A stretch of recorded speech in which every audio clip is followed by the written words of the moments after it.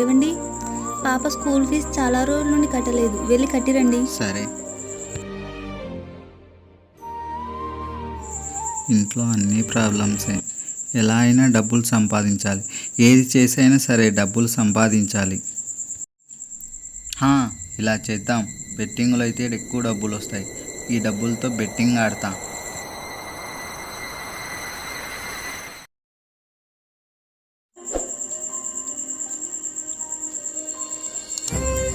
ఏవండి, పాప school fee కట్టారా?